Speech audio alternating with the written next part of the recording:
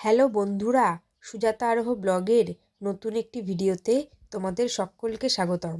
Silk route ভ্রমণের শেষ পর্বে আমি গ্যাংটক থেকে বাড়ি ফেরার অভিজ্ঞতার কথা শেয়ার করছি।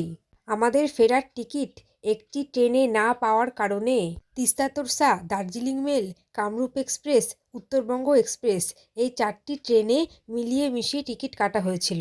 সেই মতো দুপুর 2টোর মধ্যে আমাদের এনজেপি স্টেশনে পৌঁছানোর কথা ছিল। তাই আমরা 26শে জানুয়ারি সকাল 8টার মধ্যে গ্যাংটকের আকসামাস হোম হোটেল থেকে চেক আউট করি এবং রওনা দিই এনজেপির উদ্দেশ্যে।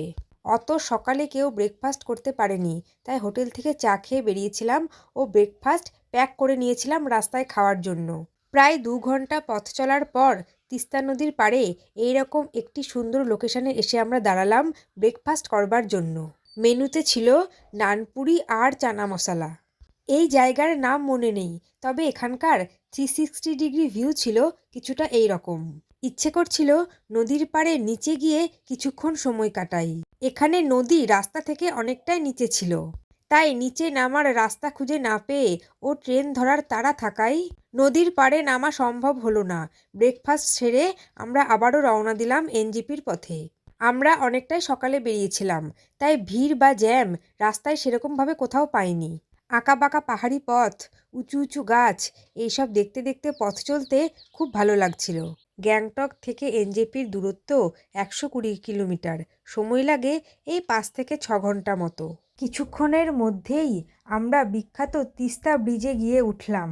সিল্ক রুট এই গ্রুপ ট্যুরটি করার জন্য নতুন টেস্ট এর ট্রাভেল ব্লগার প্রীতম ভাই আমাদের কাছ থেকে পার হেড 7,000 টাকা করে নিয়েছিল।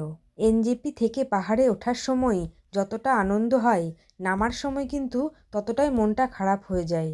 জানি না আবারও কবে আসতে পারবো পাহাড়ে।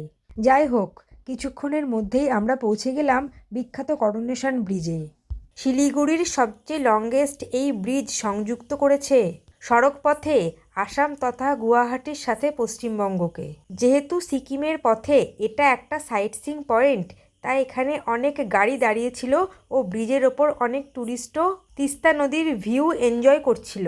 এর কিছুক্ষণের মধ্যেই আমরা দেখা পেলাম শিলিগুড়ির বিখ্যাত তথা জাগ্রত সেবক কালীবাড়ির। 2010 সালে এডুকেশনাল ট্যুরে প্রথম এসেছিলাম এই কালীবাড়িতে।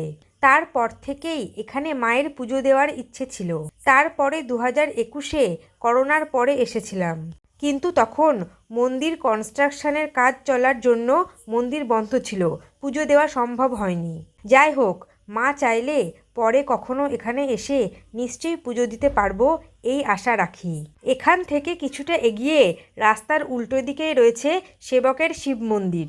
আবারও কিছুক্ষণ পথ চলে দেখা পেলাম সেবকের বিখ্যাত রেল ব্রিজের।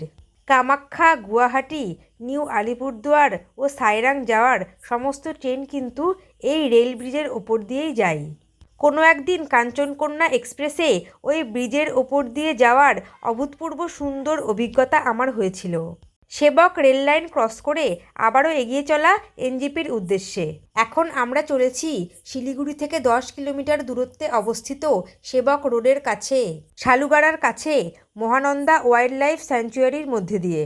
আর আমাদের গাড়িতে ড্রাইভার ও প্রীতম ভাইয়ের মা বাবার সাথে আমার সমস্ত ট্যুরমেটরা।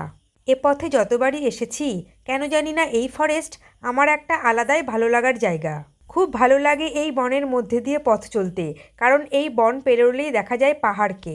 এর কিছুক্ষণের মধ্যেই আমরা ক্রস করলাম শিলিগুড়ির অন্যতম site seeing point Bengal safari. Sikkim বা দার্জিলিং যাওয়া আসার পথে হাতে কিছুটা সময় থাকলে ঘুরে নেওয়া যেতেই পারে এই বেঙ্গল সাফারি।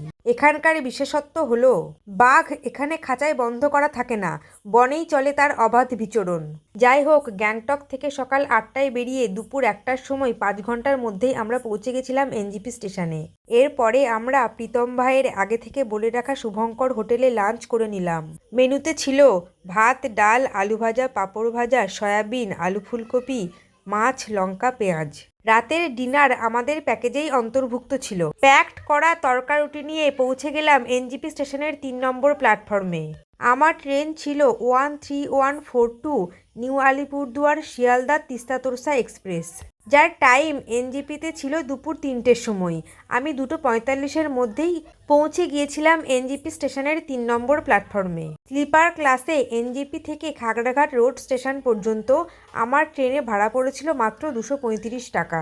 বেলা শেষে সবুজ ধানক্ষেতের মধ্য দিয়ে অস্তাচলে চলেছে সূর্যদেব। এরই মধ্যে আমরা পৌঁছে গেলাম আলুবাড়ি রোড জংশন স্টেশনে। যেহেতু রাত 11:15টায় আমাকে নামতে হবে খাগড়াঘাট রোড স্টেশনে, তাই খুব বেশি দেরি না করে সন্ধ্যাবেলা একটু চা খেয়ে 8টার মধ্যেই ডিনার কমপ্লিট করে নিয়েছিলাম। মেনুতে ছিল তড়কা, রুটি, পেঁয়াজ, লঙ্কা ও মিষ্টি। 10:45-এর জায়গায় 10:48 মাত্র 3 মিনিট লেট করে 13142 তিস্তা তরস্তা এক্সপ্রেস আমাকে নামিয়ে দিল খাগড়াঘাট রোড স্টেশনের 2 নম্বর প্ল্যাটফর্মে।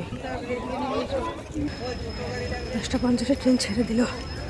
খুব তাড়াতাড়ি দেখা হচ্ছে অন্য কোনো ব্লগে। টাটা।